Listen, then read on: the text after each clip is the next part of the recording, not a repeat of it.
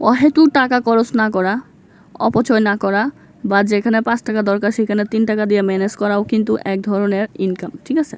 যারা পুরুষরা কষ্ট করে বাইরে টাকা ইনকাম করেন, সময় ব্যয় করেন, পরিশ্রম করেন, ঘাম জড়ান, আমরা মেয়েরাও কিন্তু ঘরে বসে আপনাদের সেই টাকাকে কিভাবে কতটুকু ব্যবহার করলে চলা যায়, যতটুকু না মানে হিসাব করে চলতে পারি, সেটাও কিন্তু মেয়েরা যথেষ্ট অবদান রাখে সংসারে। অনেকে মনে করে যে ঘরের কাজ ওরা করে, ওরা কি আর এটা সেটা ব্লা ব্লা ব্লা।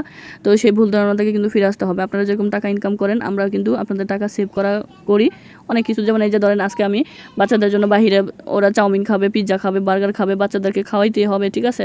ওরা হচ্ছে ঘ্যান ঘ্যান ঘ্যান ঘ্যান করবে 7 দিন, 8 দিনে দিনে ঠিকই খাওয়াতে হয়। তো আমি যেহেতু কিছু জানি, রান্না করতে পারি, সেই জন্য আমি ঘরেই তৈরি করি।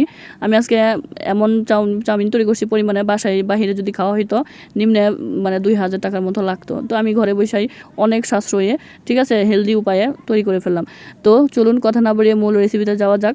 আজকে আমি আপনাদেরকে তৈরি করে দেখাবো চাউমিন ঘরে তৈরি। তো আমরা যে সকালবেলা ঘুম থেকে ওইটা রুটি নিশ্চয়ই বানাই, সেই রুটির কাইটাকেই জাস্ট আমি রুটিগুলোকে আর কি ওভাবে প্রসেস করছি, মানে লবণ দেন হচ্ছে অল্প একটু তেল দিয়ে ঠান্ডা পানি দিয়ে একটা ডো তৈরি করছি।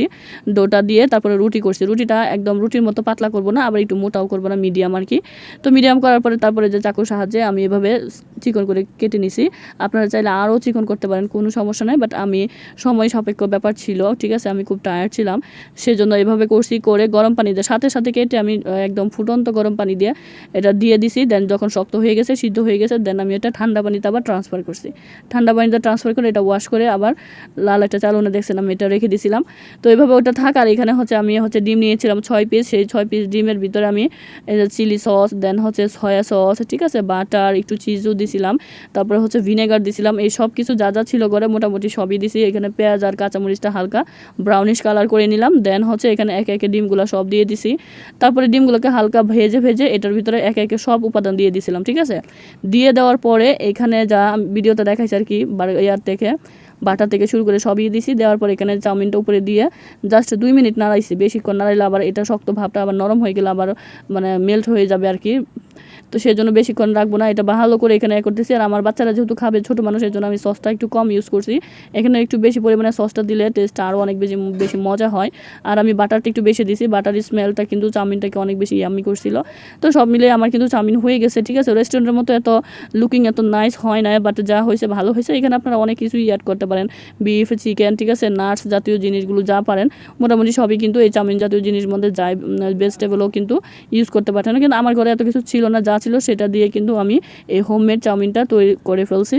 আর এখানে প্রায় আমি কিন্তু মাঝে মাঝে চিজি চাউমিনটাও তৈরি করি, বেশি করে চিজ দিয়ে। দেন হচ্ছে চাউমিন বা নুডলস তৈরি করলে হয়ে যায় চিজি চাউমিন বা নুডলস, যাই হোক। এখানে তো আমার এটা প্রায় হয়েই গেছে আলহামদুলিল্লাহ। তো যেরকমটা হয়েছে যাই হয়েছে, আমার বাচ্চারা খুশি মনে খেয়ে নিয়েছে, তৃপ্ত হয়েছে এবং একটুও নষ্ট হয় নাই। তো আমি হচ্ছি এখন ঠান্ডা তৃপ্ত।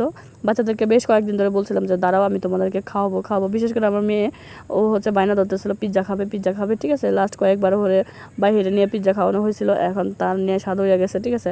আমার ঘরে যদি আজকে থাকতো, মানে ক্যাপসিকামটা ছিল না, তাহলে আমি ওকে পিৎজাই তৈরি করে দিতাম।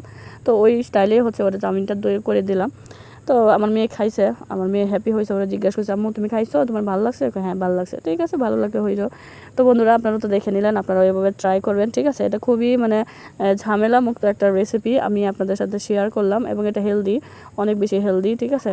আপনারা চাইলে আরও রং করে খাইতে পারেন, কিন্তু আমাদের কিছু ধরা বাঁধা নিয়ম আছে, ঝাল খাবে না এরা, ঠিক আছে, এ খাবে না সেই খাবে না, সেজন্য আর কি একটু সাদামাটা হয়ে গেছে। বাট আপনারা এখানে অনেক বেশি সস, তারপরে হচ্ছে সয়া সসটা একটু বাড়ায় দিয়ে কালারফুল করে খেতে পারেন, মজা লাগবে। তো আমার তো চাউমিন রেসিপি দেখা শেষ, খাওয়াও শেষ অলরেডি। তো ভিডিও তো প্রায় শেষ প্রান্তে চলে আসছি। এই ভিডিওর ক্লিপটা হচ্ছে আমার বান্ধবীকে নিয়ে গেছিলাম বিকালে না সকালবেলার এটা মুহূর্তটা। তো এইটুকু পার্টের একটা ছবি আমি শেয়ার করছিলাম ফেসবুকে।